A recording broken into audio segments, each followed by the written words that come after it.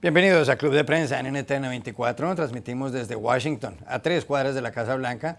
Y no olviden ustedes que al final de este programa, si lo quieren ver completo o quieren ver a partes, pueden encontrarlo en nuestra página de Facebook, también en nuestra cuenta de Twitter, y el audio, el podcast está en SoundCloud. Les doy la bienvenida a los invitados hoy a Club de Prensa. En primer lugar, la corresponsal del diario El País de Madrid, Amanda Mars. Bienvenida como siempre a esta mesa. Muchas gracias. Juan Carlos Hidalgo, investigador costarricense del Cato Institute, uno de los centros de pensamiento más conocidos de Washington. Bienvenido también. Buenos días. José Luis Sanz, director de El Faro de El Salvador, periódico, publicación muy premiada por lo demás. Gracias por estar aquí. Bienvenido. Gracias por la invitación. Y Enrique Gómez Batista, corresponsal de O Globo del Brasil. Bienvenido también. Muchas gracias. Primer asunto, usted es valenciana, José Luis Sanz es valenciano también, pero hoy es la Diada, o sea, la fiesta de Valencia en España. ¿Y por qué es festivo? Bueno, es festivo porque se conmemora la entrada del rey Jaime, el rey Jaume, a Valencia como parte de la Reconquista, ¿no? Entonces, pues sí, es día festivo, día también de reivindicación nacionalista, aunque el nacionalismo en Valencia no tiene el peso que tiene en otras regiones de España, y día de reivindicación cultural e histórica, ¿no? En esta España tan compleja y tan llena de historias paralelas y cruzadas entre regiones. ¿Y qué hacen los valencianos el día de la Diada, aparte de no ir a trabar? Pues como pasa todo el mundo en los festivos, como todos hacemos en los festivos. Dedicarse a preparar una buena paella para la ocasión, pues ofrendas florales, una conmemoración normal. Sí que como decía, no es tiene un componente político muy bajo a día de hoy. En la Comunidad Valenciana la celebración del 9 de octubre es muy festiva, con poco componente político hoy por hoy. ¿Cómo se llama la olla en la que se cocina la paella? ¿Paella o paellera? Porque hay una discusión nacional en España sobre el tema. Hay una discusión y además me has leído el pensamiento porque la tuve hace muy poco. En teoría ahora es paella, pero yo pensaba que era paellero. O sea, la paella es la comida y el paellero es el recipiente donde se cocina. Lo que pasa es que se me ha corregido últimamente con mucha autoridad, entonces estoy empezando a pensar que no es así. Es muy curioso, por ejemplo, en Cataluña, que a la paella lo llaman a la sartén. Es muy curioso. A mí me pasó cuando fui a vivir allí, que decía, no sé qué, coge la paella. Y yo digo, ¿cómo que cojo la paella para hacer una...? La paella es para una cosa muy noble, no se coge para cualquier comida. Y a la sartén la llaman la paella, con lo cual me hace pensar que en efecto es paella. En efecto, es arroz en paella y la paella es el recipiente. Es el recipiente, pero que en Cataluña lo llaman a la sartén corriente y moliente. Prácticamente nunca comen los españoles y por supuesto los valencianos una paella de noche, ¿no es verdad? Siempre es al almuerzo, como diríamos en América Latina. Sí, y además es algo que choca. La paella es una comida de mediodía y es una comida de domingo. Bueno, aunque los que hemos estado en fiestas, también te diré que a las 2 de la mañana también hemos sabe mejor. A las 2 de la mañana te pones a preparar una paella y nadie te dice nada. Sí, pero los extranjeros, cuando vas por ahí, ves que se están cenando una paella por la noche y... Eso suena raro para un valenciano. Y es día festivo aquí en Estados Unidos, día de Colón, Columbus. Hay que recordar que acá los festivos se han pasado para los lunes. No se celebra el 12 de octubre, que fue el día que llegó Colón a las Antillas, sino que se celebra este lunes, el día de hoy. Por lo tanto, es festivo. Pero hay un debate sobre si debería llamarse esto el día de Colón o más bien el día de los indígenas en Estados Unidos. Sí, ese debate está creciendo. Por ejemplo, empezó con Los Ángeles, que no conmemora más el Día de Columbo, pero el Día de los Indígenas. O sea, cambió la visión de conmemorar o homenajear a lo conquistador para empezar la visión de los conquistados. Otras ciudades acá en Estados Unidos están cambiando eso. Austin anunció eso semana pasada. Muchas ciudades de California están haciendo lo mismo. Y como siempre, eso nunca sale de gratis. O sea, la comunidad italiana está empezando a contestar esto, diciendo que tiene que también homenajear a Columbo, que fue, italiano, y que esto acaba creando problemas con todas las partes. O sea, las cosas no están más tan sencillas nunca, claro, ni para los festivos. Bueno, primer asunto, Amanda, y tiene que ver con Cataluña. Es tan importante esto que aquí está la portada del Washington Post de hoy nuevamente con la manifestación de ayer en Barcelona.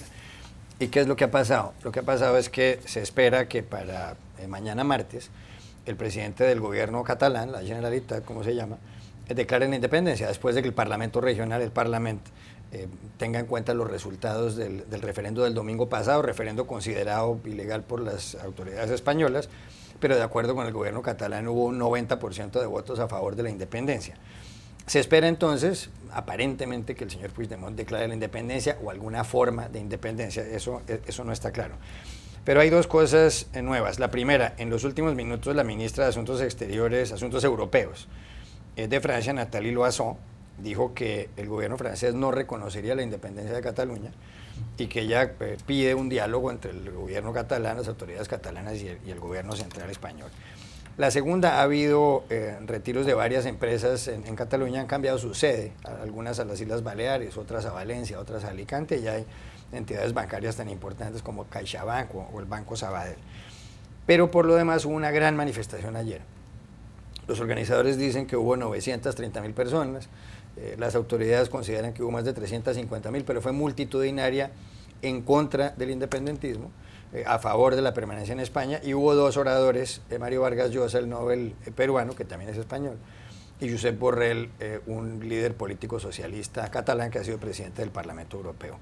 Hay quienes dicen, como el editorial de su periódico, del diario El País en Madrid, titulado Hoy fin de la hegemonía, que termina manifestando lo siguiente: el independentismo, ya fuera de la legalidad, ha perdido ahora también legitimidad. Esto porque salió la gente que está en contra de la independencia.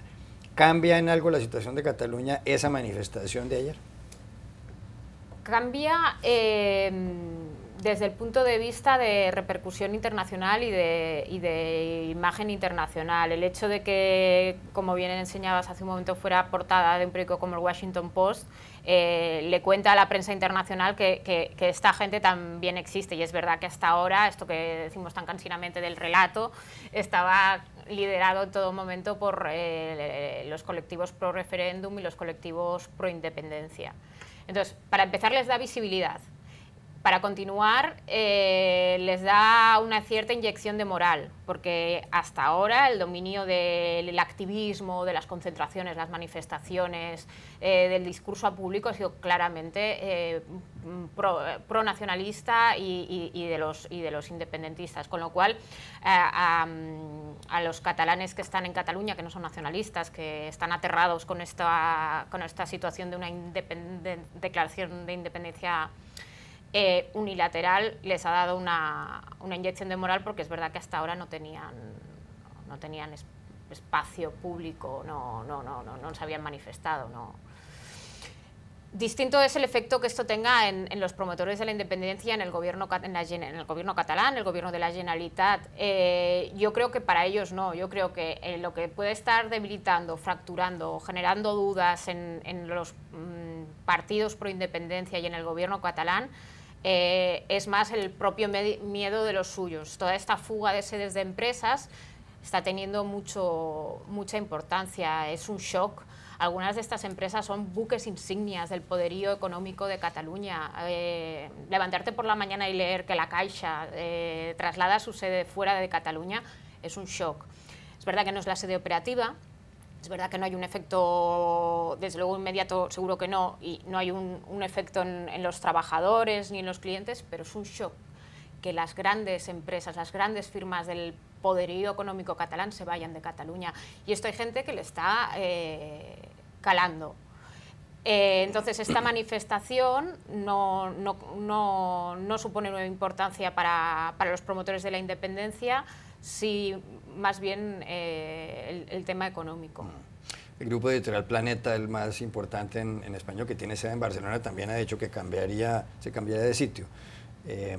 ¿Cambia en algo? ¿Hay modificaciones en el panorama de lo que viene para Cataluña la manifestación de ayer? Yo creo que cambia el relato, como bien dice Amanda, porque sabemos, o sea, los que hemos venido siguiendo, aunque sea someramente este debate por varios años, sabemos de que la mitad, si no más, de los catalanes no quieren independencia. En la última elección regional, que el gobierno catalán la presentó como un plebiscito sobre la independencia, los separatistas obtuvieron únicamente el 47% de los votos. Aún así obtuvieron una mayoría de escaños, pero obtuvieron menos de la mitad de los votos. Ahora bien, que esta gente haya salido entonces a manifestarse, ciertamente entonces para la prensa internacional es un llamado a la atención de que no es cierto de que aquí tenemos una región que mayoritariamente o unánimemente quiere separarse de España, que hay millones de catalanes que quieren ser parte de España. Esto me recuerda a mí lo que Costa Rica vivió exactamente hace 10 años, cuando tuvimos un gran debate que dividió al país, que era el debate sobre si pertenecer o no al área de libre comercio con Estados Unidos, al acuerdo de libre comercio con Estados Unidos, el CAFTA. Pues bueno, había marchas, la gente que estaba en contra del tratado marchaba todos los meses. Eventualmente la gente que estaba a favor del tratado empezó a marchar, haciéndose llamar el pueblo, la gente que decía que el pueblo está unido contra CAFTA. Los que estábamos a favor eventualmente empezamos a marchar también para decir que había un sector de la población que estaba a favor. Y bueno, entre marchas y marchas finalmente llegamos a la conclusión que la única manera posible de llegar a una solución a este problema era votando, yendo a un referéndum.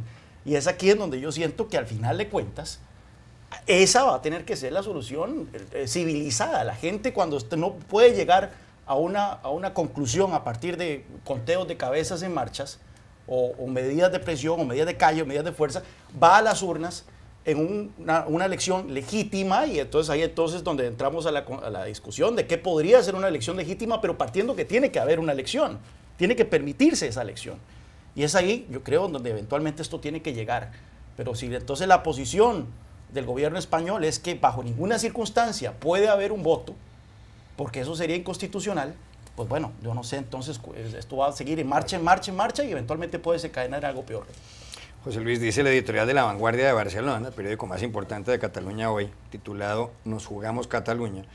Al final, dice, el respetable criterio de 2 millones de personas, es decir, del 1 de octubre, no puede llevarse por delante un país de 7,5 millones de habitantes. Propongan un generoso tiempo de diálogo, les dice La Vanguardia a las autoridades catalanas, y tomen nota de esos miles y miles de ciudadanos que ayer salieron a la calle en toda España con divisas blancas pidiendo concordia y diálogo. Salvaguarden la Generalitat, institución de autogobierno de todos los catalanes. Protejan la economía, protejan a sus ciudadanos, actúen con inteligencia, eviten un drama. ¿Lo hará la Generalitat de Cataluña? ¿Le hará caso a este editorial de La Vanguardia? Porque también es verdad que hay un sentimiento independentista muy importante en Cataluña, lo hemos visto. Y creciente además, gracias yo creo que a las torpezas continuadas de Madrid como concepto, ¿no? Madrid representando la voz atribuida, porque ahí está la capital del resto de España.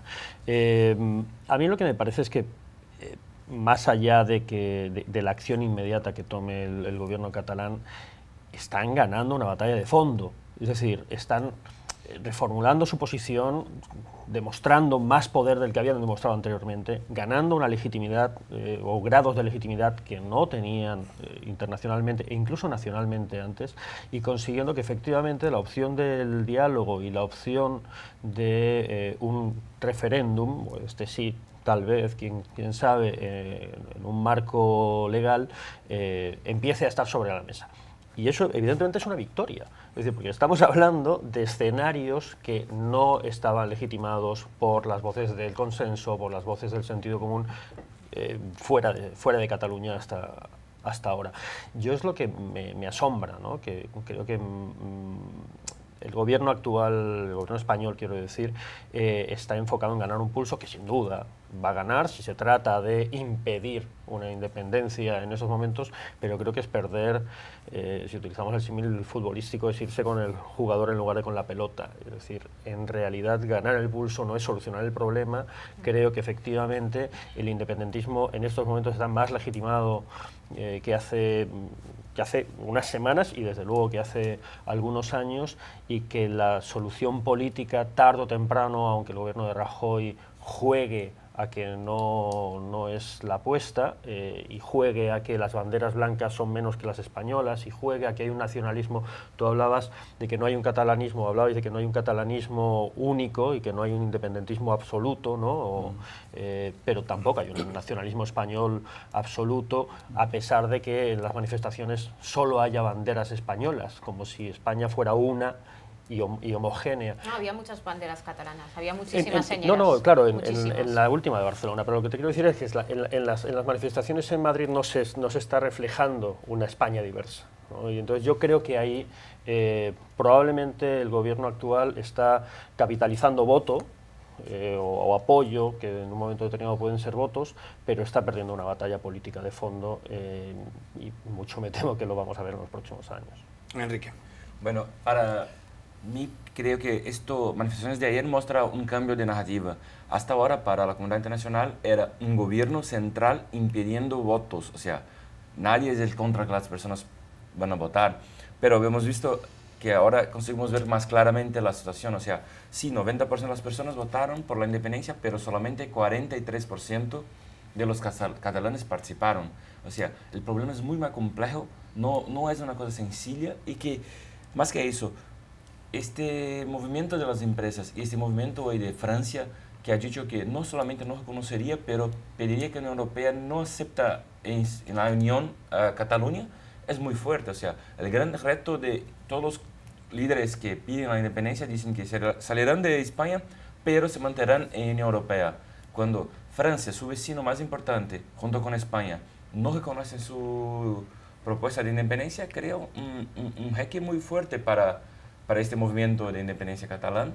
Y creo que esto puede sí forzar a negociar más lo que la posición de Rajoy o de Madrid. El escaso apoyo internacional a la tesis de una Cataluña independiente es la más importante manera de forzar un diálogo, forzar un poco a las personas, baje un poco la presión que está muy fuerte, y empiece a intentar encontrar un camino que todavía no será fácil. Ya, adelante. ¿Ibas a decir algo? No, sí, que el problema ahora es crear el escenario para ese diálogo. Y ahora las dos posiciones, las del gobierno central y la del gobierno catalán, son difíciles de conciliar. O sea, es comprensible que Rajoy no le pueda decir al mundo y al resto de españoles que me voy a sentar a negociar con un gobierno que acaba de hacer una declaración unilateral de independencia. Es lógico, y es lógico que como condición para sentarse a hablar le diga, de acuerdo, reconozca como inválido ese referéndum que no tiene garantías legales, que se hizo suspendido por el Tribunal Constitucional, que no tenía un mínimo de participación exigido para ser considerado válido. Se entiende que el gobierno central necesita un escenario para contarle al mundo de que se va a sentar a hablar con el gobierno catalán, y es lógico que en ese escenario pida estos requisitos. Al mismo tiempo, el gobierno catalán ha llevado el pulso hasta un punto que cómo le cuenta a los suyos se sienta a hablar. Entonces se le tiene que dar al gobierno catalán también una excusa para explicarle a los suyos que se va a sentar a hablar, porque quiero decir, dentro de estos suyos hay gente muy radical, muy extrema, y esta gente no va a aceptar así como así que se siente a hablar. Entonces hay que crear el escenario para ese diálogo, y hay que crearlo en las dos partes. Y la presión internacional puede ser el camino, ¿no? La presión internacional es humillante para las dos partes, no creo que sea el camino. La presión internacional entre bambalinas puede ser muy importante y jugar un papel crucial. Creo que ahora mismo, todavía, públicamente, que venga un mediador internacional tiene un punto humillante. Sobre todo para Madrid, es decir, volvemos a lo mismo. En esto quizá más para Madrid. Al fin y al cabo, yo estoy de acuerdo contigo, el gobierno catalán necesitará generar una narrativa que le permita sentarse a dialogar, pero en realidad dialogar públicamente, legítimamente con el Estado, con el gobierno central sobre independencia, es un logro político que hace 10 años parecía impensable. Entonces, en ese sentido, claramente hay una de las dos trincheras. Ojo, pero es que cuando yo hablo de diálogo, no hablo siquiera de diálogo ya de lo profundo. Hablo de diálogo de qué vamos a negociar y quiénes vamos a estar en la mesa de negociación. Es que cuando se habla de diálogo, claro, que si yo estoy hablando ya del diálogo previo, es qué marco de negociación abrimos, qué vamos a negociar ahí y quiénes vamos a estar ahí, porque España no es Madrid y Cataluña. Existe claro, la Comunidad Valenciana, existen unos señores que se llaman País Vasco. Quiero decir, esto es muy profundo. Sí, pero lo que quiero decir es que en cualquier caso el resultado que estamos vislumbrando acá es un gobierno catalán sentado a una mesa en la cual se está planteando un tema que estaba fuera de la mesa. Entonces, en ese sentido, es lógicamente Madrid quien necesita alguna vía para justificar lo que es una derrota política. Ya regresamos a Club de Prensa. Volvemos a Club de Prensa en NTN 24 desde Washington.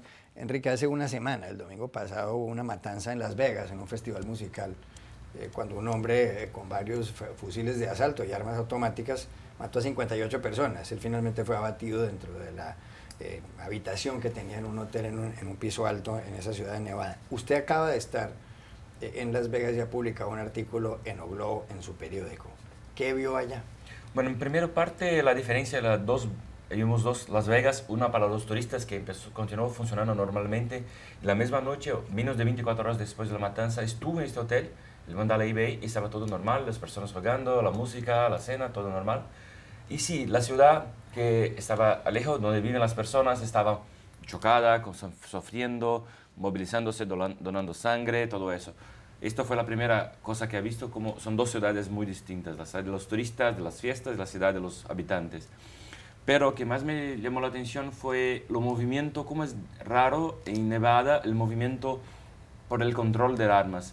Estuvo jueves por la noche en la primera manifestación de personas, como una centena de personas, por el control de armas. Y ahí he visto, por ejemplo, que mismo entre los líderes de este movimiento, las personas tienen armas. O sea, uno de los líderes tiene una pistola, una de las madres del movimiento un movimiento nacional apoyado por Michael Bloomberg, tiene un fusil AR-15. O sea, que eso muestra como no es tan sencillo este debate. Allá es uno de los estados progresistas que vota por demócratas, que legalizó la marihuana recreativa, que acepta muy bien los excesos que hay en Las Vegas, pero que mantiene la tradición de las armas.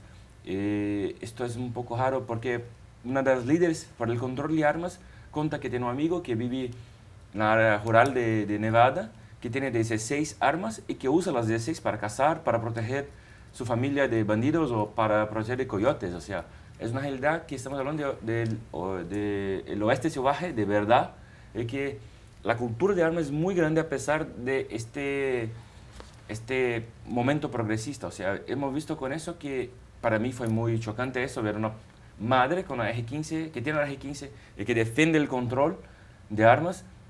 Y esto muestra cómo es más complejo ese debate en estos sitios muy específicos que tienen una vida rural muy fuerte, que tienen una tradición, una cultura de armas tan fuerte y tan grande como vemos en general en Estados Unidos.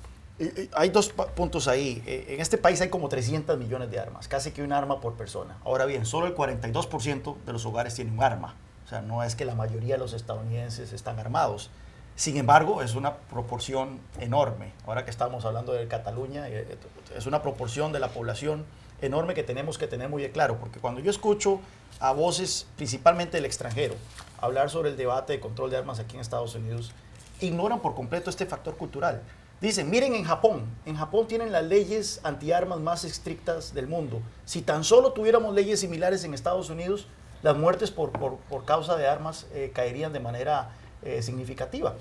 Estados Unidos no es Japón, y Estados Unidos no es Europa. O sea, Estados Unidos tiene una cultura de armas muy arraigada, que es centenaria, y por lo tanto cualquier propuesta de control de armas que ignore esa realidad está condenada al fracaso. Cambio de asunto y quería preguntarle a José Luis Sanz por este tema. Ayer el presidente Donald Trump le presentó al Congreso aquí en Washington su plan de política migratoria.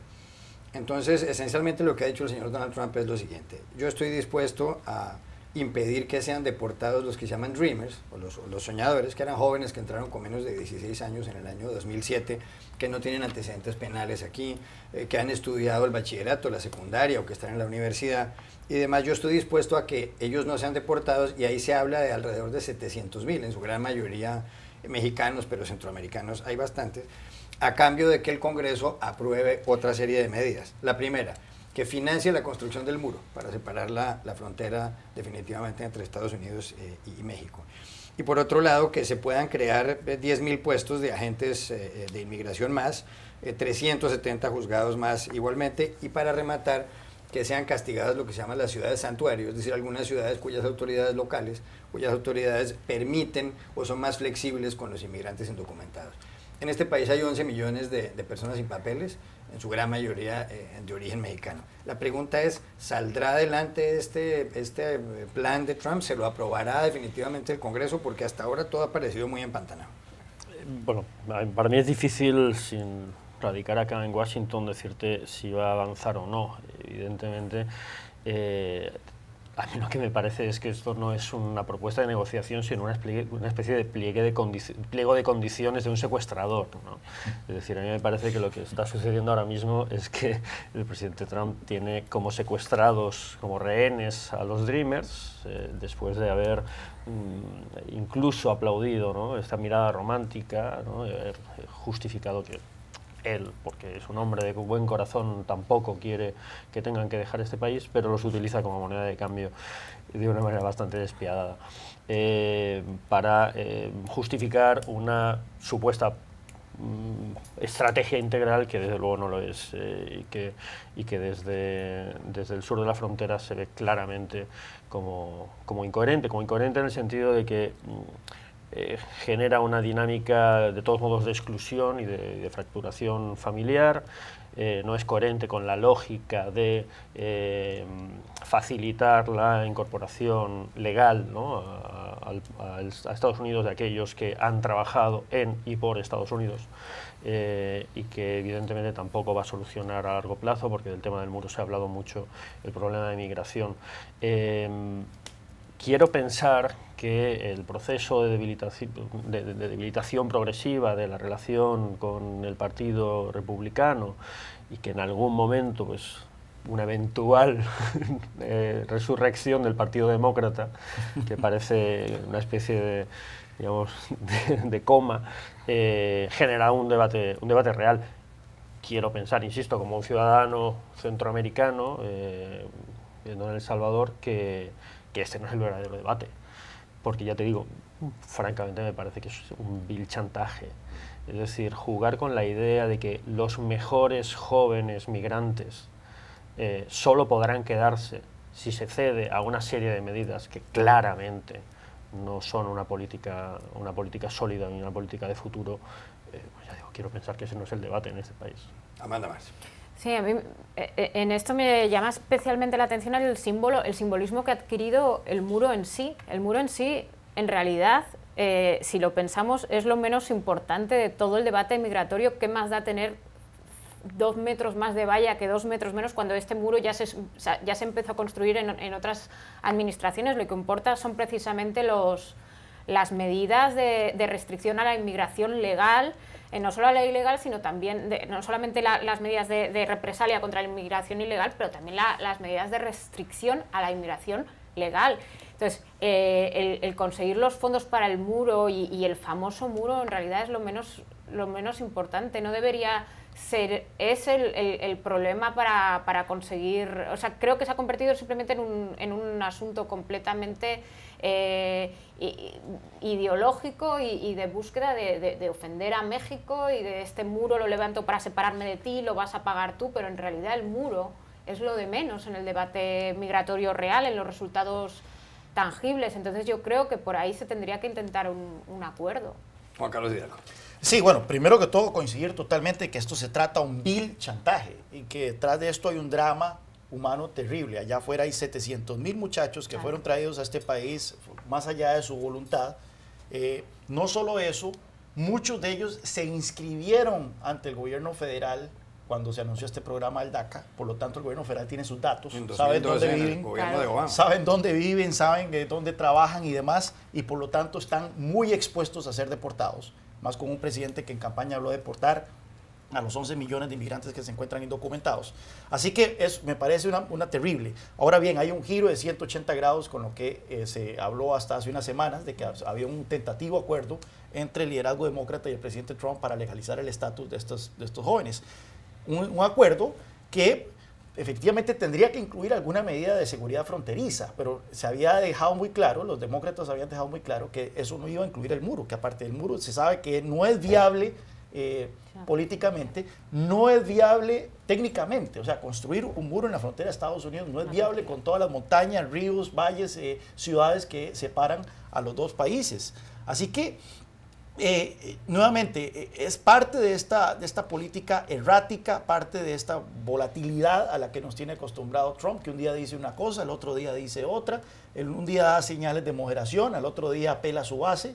Y bueno, yo lo siento mucho por estos jóvenes, pero claramente esto indica que por parte de la Casa Blanca no hay señal de compromiso y yo creo que los demócratas y aquellos republicanos moderados deben sentarse y ser firmes en su posición de que no van a caer en este chantaje de construir un muro a cambio de legalizar el estatus de estos jóvenes.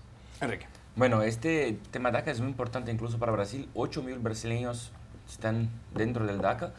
Y lo que hemos visto, la repercusión primera de los demócratas es que esta propuesta de Trump crea un reto muy grande para ellos, porque si no negocian, están como condenando a los Dreamers, que sería un drama para los demócratas hacerlo.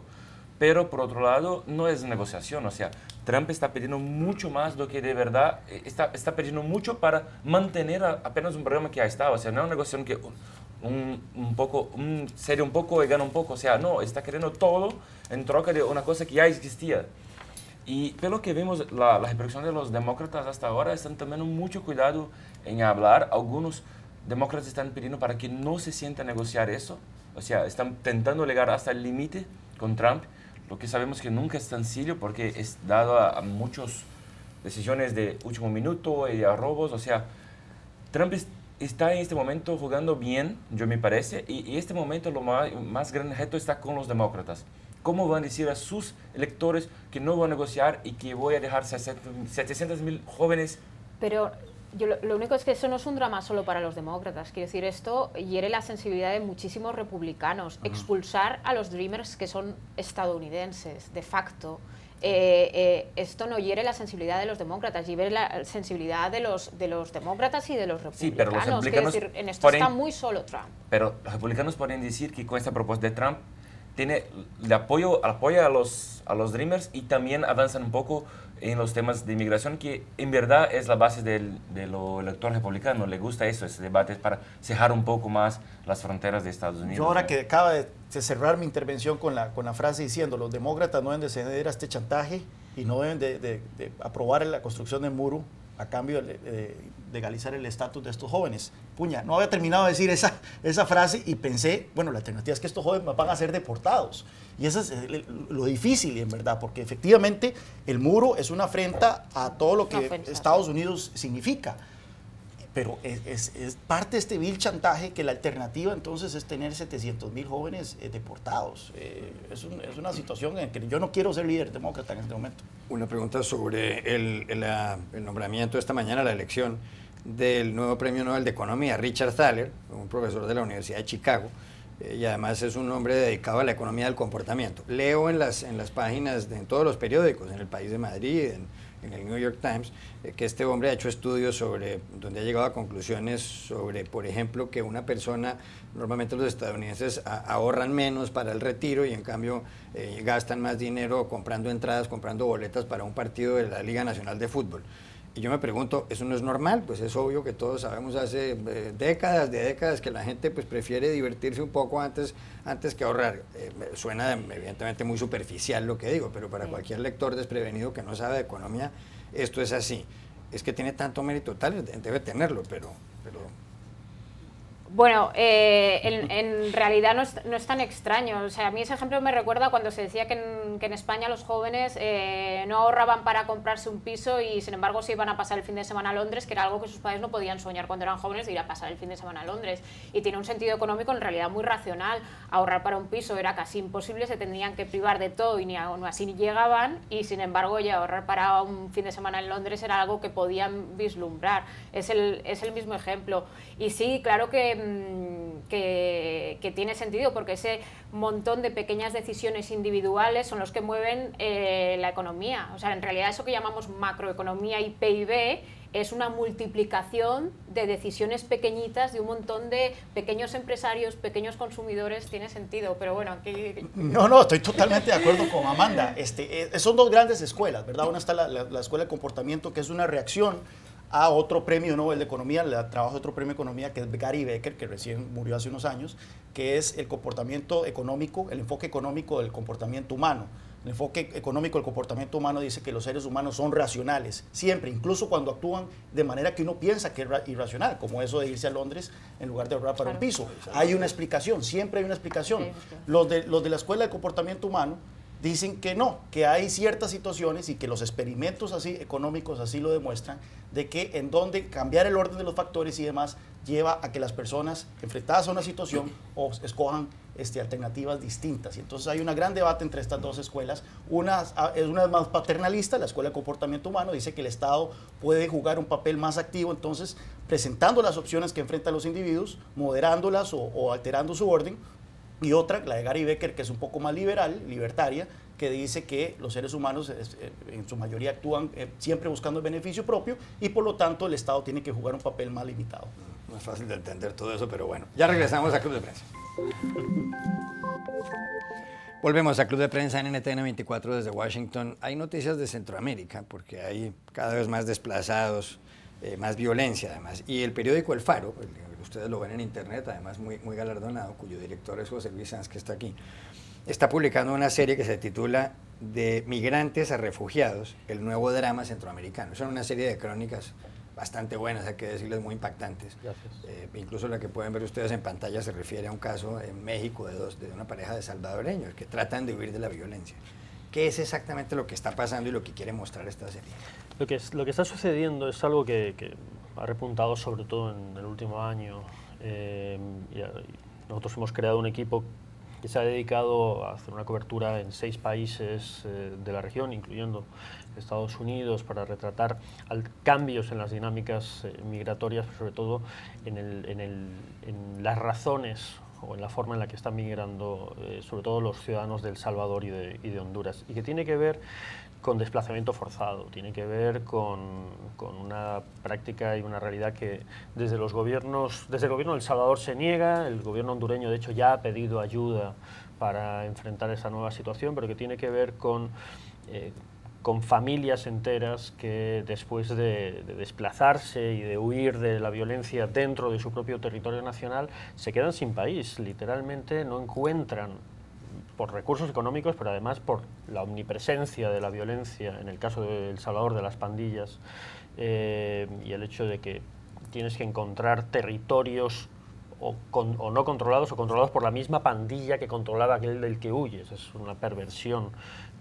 que hace que familias enteras decidan irse del país y que supone un giro en la medida en la que no estamos hablando de personas que buscan llegar a Estados Unidos necesariamente o que están pensando con una lógica de alimentar el futuro de su familia a partir del progreso que puedan lograr migrando, sino que son familias enteras que llegan a México y no tienen una aspiración de llegar a Estados Unidos, que piden refugio ahora que empiezan a comprender el concepto, que han cambiado la fisonomía incluso de los albergues, porque ya no son hombres jóvenes o adultos que llegan y se quedan un par de días y siguen camino, sino familias enteras que se quedan y permanecen y que no tienen un plan de salida y que está obligando, ya digo, a que los albergues en México, por ejemplo, tengan que reestructurarse.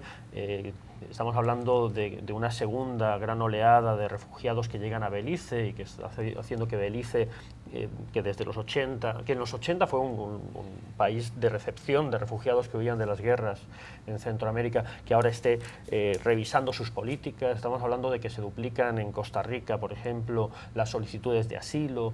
Estamos hablando de un fenómeno con características propias y que tiene la raíz no solo en la violencia, sino en la permanencia de la violencia, es decir, en el hecho de que pasan 2 décadas, en el caso de El Salvador, que este año además cumple 25 años desde la firma de los acuerdos de paz y que se encuentra con un presente muy distinto del que soñaba.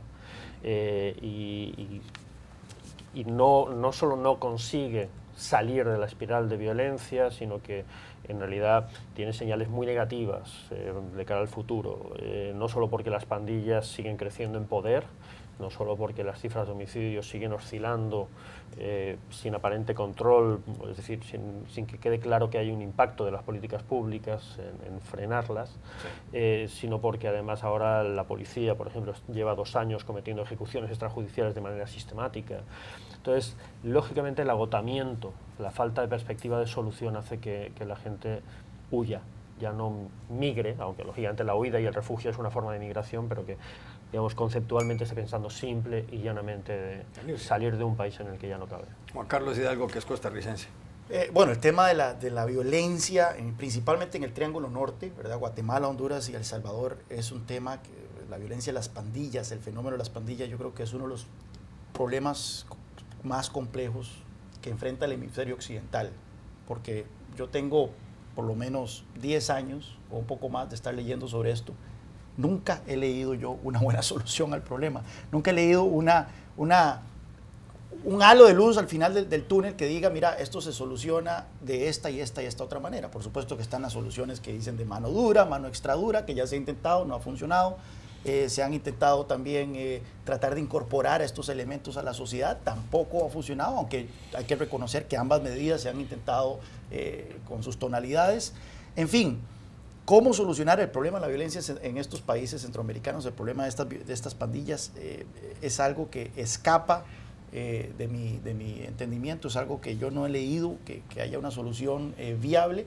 Y el problema es eso, muchos salvadoreños, muchos hondureños, muchos guatemaltecos están llegando a la misma conclusión y dicen, bueno, la única manera aquí es salir, porque estamos hablando de elementos, estas pandillas que hacen palidecer los crímenes que cometen otros tipos de organizaciones de crimen organizado. Aquí, o sea, pandillas que se enorgullecen de atacar a civiles, pandillas que se enorgullecen de victimizar a mujeres, a niños, y ante eso, y ante la incapacidad de los gobiernos de poder solucionar este problema, ya sea mediante los dos enfoques, mano dura o tratar de incorporarlos a la sociedad, la pregunta es, ¿cuál es la alternativa entonces? Yo solo tengo que matizar esto que dices de que se han agotado, digamos, o parece que se hayan agotado todas las vías. En realidad, parte del problema es que se han fingido todas las vías.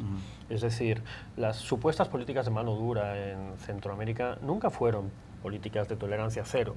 Es decir, la impunidad la impunidad real, más allá de la apariencia de operatividad policial o de las detenciones como un número simbólico que parecía señalar eficacia policial, la impunidad en El Salvador siempre ha estado por encima del 97%. Sí. Estamos hablando de que eso no puede ser política de mano dura, porque en realidad no hay mano dura. Sí. O cuando se ha intentado el diálogo, se ha hecho como en 2012 y 2013 en El Salvador, se hizo con negociaciones secretas, que cuando, de hecho, nuestro periódico las reveló y las sacó a la luz y trató de generar un debate público sobre la pertinencia o no de entrar en diálogo con algunas de esas estructuras, aunque fuera un diálogo condicionado a desarme, a esclarecimiento, o sea, no necesariamente ligado a impunidad.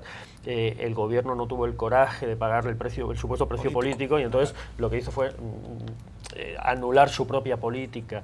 En los últimos años, al mismo tiempo que el gobierno actual y el anterior en El Salvador han seguido con la lógica guerrerista o aplauden que la policía ejecute sumariamente a sospechosos, en muchos casos se prueba luego, y nosotros hemos probado casos que estamos hablando de jóvenes que ni siquiera pertenecen a pandillas y cuyos asesinatos cometidos por la policía quedan en completa impunidad. Nosotros también hemos probado que los dos principales partidos políticos de El Salvador negociaron en época electoral, y estamos hablando de videos en los que se veía líderes políticos sentados con los líderes de las pandillas, y eso está publicado, negociaban favores electorales. Es decir, parte del problema en realidad es que no ha habido ningún tipo de consistencia en las políticas de solución. Y efectivamente es descorazonador y es totalmente comprensible que las víctimas estén huyendo. Ya regresamos a Club de Prensa. Volvemos a Club de Prensa en NTN 24 para despedirnos porque se acabó el tiempo. Gracias a Amanda March por haber estado aquí, Juan Carlos Hidalgo, José Luis Sanz y Enrique Gómez Batista. Y a ustedes los espero mañana nuevamente en Club de Prensa.